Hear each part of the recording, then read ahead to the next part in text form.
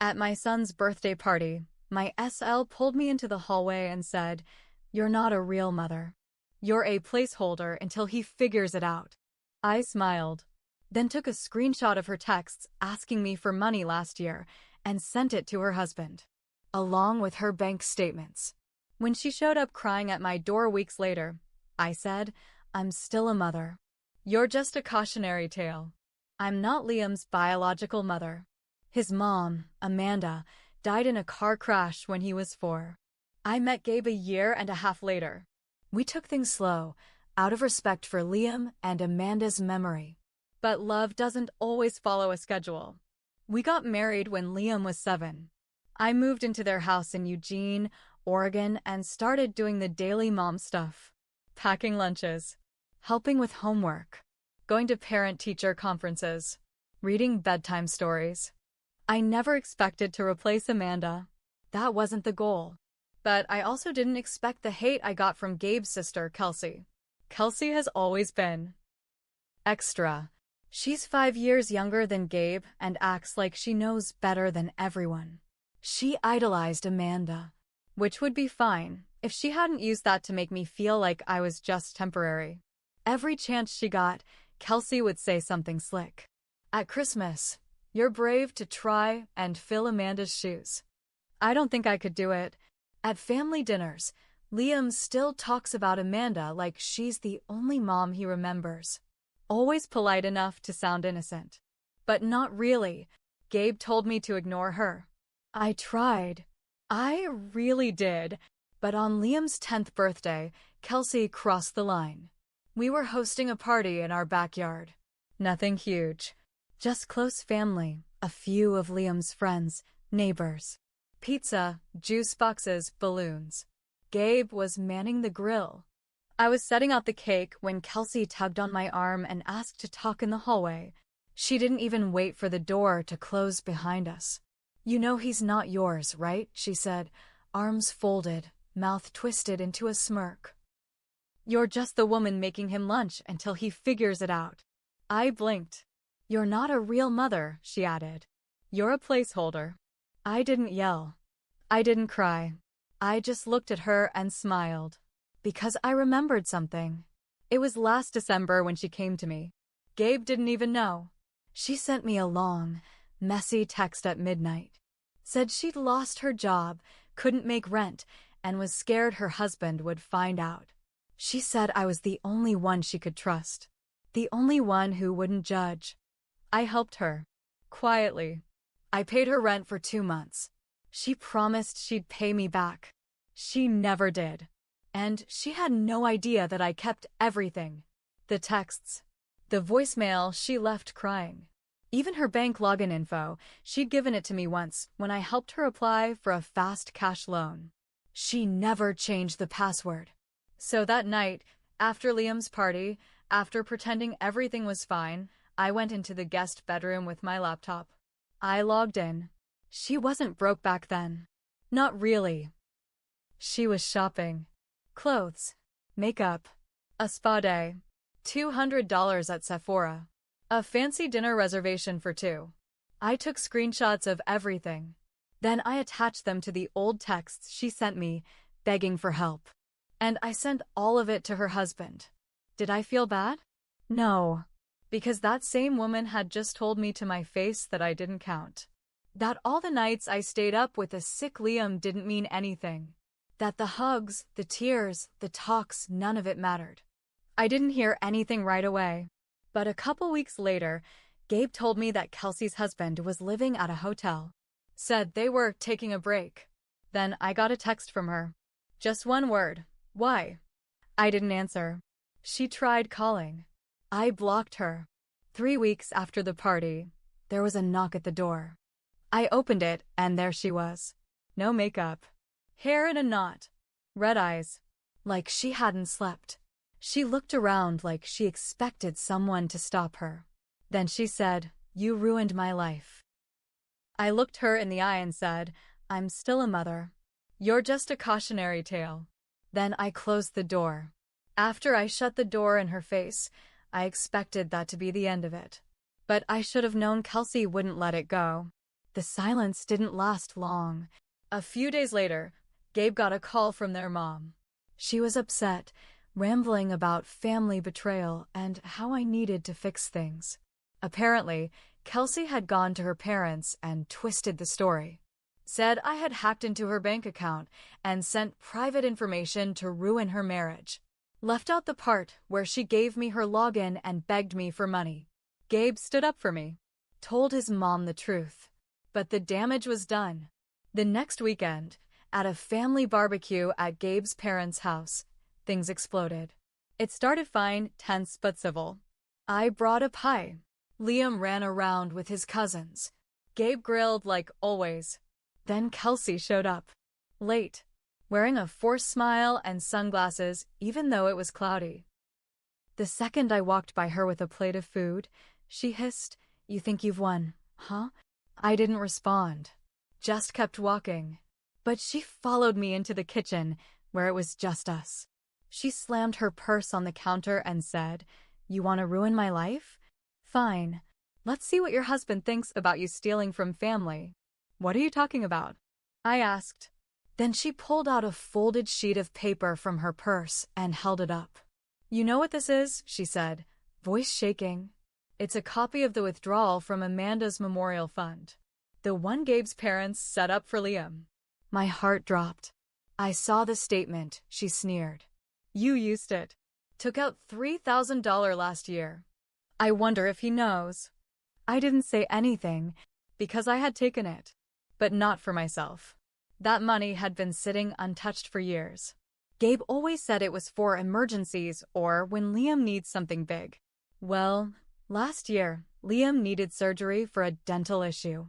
Insurance didn't cover it all. We were short. Gabe told me to use the fund. We both agreed. It was for him, after all. But now Kelsey was using it against me. "You going to tell him?" she said. "Or should I?" I looked her dead in the eye and said, "Go ahead," because I knew the truth. And so did Gabe. Still, the tension was unbearable. Kelsey kept whispering to family, pulling people aside. A few and started giving me looks. One uncle didn't say hi to me at all. That night, I asked Gabe, "Do you think they believe her?" He said, "It doesn't matter. We know the truth." But it did matter. Because Kelsey wasn't done. A week later, someone called Liam's school anonymously and accused me of using his medical fund for personal spending. The school called us in, said they had to ask questions because it involved a child's welfare. Gabe was furious. He knew it was Kelsey. We got a lawyer. Cleared it up fast. But it rattled me. It wasn't just about me anymore. She was coming for my family. I wanted to keep things quiet before. But now? Now I wanted everyone to know who she really was. So I pulled out the big one. Remember that night Kelsey asked me for money? She didn't just text. She called. Crying. Rambling. And I recorded it. Oregon's a one-party consent state. In that voicemail, she admitted everything. The job loss. The shopping. The lies to her husband. How she was screwed and didn't want people to know I did this to myself. I posted it, not on social media. I'm not stupid. I sent it to the family group chat. Then I muted my phone and waited. After I dropped the voicemail in the family group chat, I knew there was no going back. For a while, things were quiet. Too quiet. No one replied in the chat. Not even a thumbs up. Not even Kelsey. But I knew people were listening. That voicemail was almost 4 minutes long. You can hear Kelsey sobbing, her voice shaking as she admits to blowing her rent money on a trip to Napa, then crying about how she can't ask mom and dad again because they were sick of bailing her out. I didn't name call. I didn't defend myself. I just let her words do the work. Then the group started to splinter. Gabe's aunt, who always backed Kelsey, texted me separately, saying she was so sorry for assuming and didn't realize how bad things had gotten. His cousin, Brad, messaged Gabe privately and said, "We knew she was messy, but not this messy." That was satisfying. But Kelsey? She stayed quiet. Until she didn't. She waited another 2 weeks, just long enough for things to cool down. Then she launched her next move. I was standing in line at the grocery store when I saw it. A Facebook post. Long, dramatic, full of half-truths. She didn't use my name, but anyone who knew us would know who she meant. She called me a vindictive stepmom and said I was obsessed with taking credit for raising someone else's kid. She claimed I'd stolen private information and weaponized it to hurt a struggling family member. She even hinted that Gabe had no idea what kind of person he married. She included a picture of Amanda and Liam from years ago. Captioned, "Some people will never understand what real motherhood looks like." It went semi-viral in our small-town circles. Her friends shared it. A few of her high school buddies commented things like, "So sorry you're going through this," and "You're such a strong auntie." I was furious. But Gabe? Gabe was done. That night, he drove to her apartment. I stayed home with Liam, but he told me everything after. He didn't yell. He didn't get dramatic. He just handed her a manila folder. Inside? Copies of her spending reports from the memorial fund she used without telling anyone, Amanda's fund. She had touched it, too. Years ago. Bought herself a designer purse and a weekend Airbnb. Left it off the books. Thought no one would ever know. Gabe had found out when we went through the fund statements for Liam's dental bills. He saw the charges. They were buried, but they were there. Backdated. Labeled as family wellness retreat. He never planned to use it against her. But she made it personal. So he gave her the folder and said, "You want to talk about real motherhood? Real mothers don't steal from their dead sister-in-law's fund and lie about it." Then he walked out. She deleted the post the next morning. But the fallout had already started. Her landlord, who happened to be friends with one of Gabe's uncles, started making noise about missed payments. Her ex-husband filed for full custody of their dog, citing emotional instability. People started unfriending her online. One of her friends even messaged me and apologized for believing her. And just when I thought the storm had passed, I got a letter. Not an email, not a text, a real letter. It was from Amanda's mother. She and Gabe had fallen out after Amanda's death. She blamed him for moving on too fast, and we hadn't spoken in years. But this letter? It was kind. She said she saw the Facebook post and the family drama. Said she knew Kelsey could be cruel. Said she'd been watching from a distance. And then she wrote this, "I know you're not Amanda." No one is. But I also know she'd want someone like you with Liam. Someone who fights for him and loves him through the mess. Thank you for protecting him. I cried when I read it. I never needed to be his real mom. But I am his mother. And there's still more to come. Because Kelsey? She's not done yet. She's quiet, but she's planning something. I can feel it. It all came to a head one night in February. 3 months after the Facebook post, after the family had gone silent, after Kelsey vanished from group texts and parties, she came back with one last move. I was picking Liam up from school when I saw her. She was standing by the front gate, pretending to look at her phone, but I knew that stance. I knew the fake coolness. Liam didn't see her. He ran straight to me, like always, backpack bouncing behind him, face full of stories from science class. But I saw her eyes snap up when she saw him hug me. She didn't say anything then. But the next morning, we got a visit from CPS. Child Protective Services. They said they got a call about a concern regarding Liam's living situation. That someone claimed he wasn't being properly cared for, and that there was a history of emotional instability in the home. Gabe and I sat through the whole thing. Questions about our finances, our arguments, our routines. They interviewed Liam separately. They even checked our fridge and cabinets. I was shaking, not out of guilt, but out of rage. This was her last card. And it was disgusting. I knew it was Kelsey. I just didn't know how to prove it. But then Gabe remembered something. Months ago, back when Kelsey called me for help, she had borrowed my old iPad to send an email for a job application. I never wiped it clean after. I pulled it out, charged it up, and there it was. Her email was still logged in. I checked the drafts folder, out of curiosity, not hope, and found it. A draft of an email to CPS. Same wording. Same accusations.